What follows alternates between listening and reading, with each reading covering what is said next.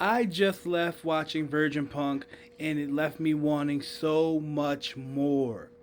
So Virgin Punk is a animated film by Yasuume Umetsu, sorry if I butchered that name, and by Studio Shaft.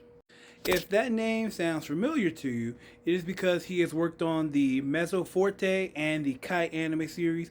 So if you were a 90s baby like me growing up watching anime and you wanted to watch those crazy, more mature, adult rated, bloody violence ones, you definitely probably seen his work. And this one is still in the same line, but noticeably missing a lot of those mature elements. If you know, you know that the original series had, but it's still really good. Though I do warn you, the runtime for this is 35 minutes, so I don't know about you, but it's still going to be a full price.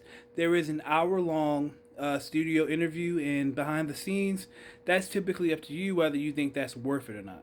So the main plot follows the main character Ubu Kamigori, who is a assassin in this kind of neo-future, very Ghost in the Shell type of world. And essentially, without giving too much away, she is radically changed and is now being forced to work by a guy named Mr. Elegant.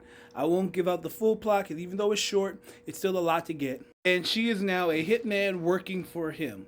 I won't give you that full explanation like I just said, but the violence and the action, oh, it's there. From the start, there are great fight scenes, there's shootouts, there's blood, there's so much of it that really reminds me of the old school anime I grew up on. Like, it felt like kind of like watching Mezzo Forte and watching Kite for the first time as a kid, watching Ghost in the Shell. Like, if you want like a bloody John Wick style anime, this is one you should definitely check out. My only complaint was that by the time it ended, I was wanting so much more. Like, I know they said it's only 35 minutes from the jump. I should have really fully noticed that, but I still wanted to keep watching. Like, they sold me on the world, they sold me on the weapons, her abilities. I have to say, I'm gonna address the elephant in the room. I do not like the fact that they made this character 14 years old. There's literally, they try to put it in for plot reasons, but we all know why he did it. That could have been changed, and if they kept her the same age, that would have been totally fine. I just don't like the fact that they put a minor in that position.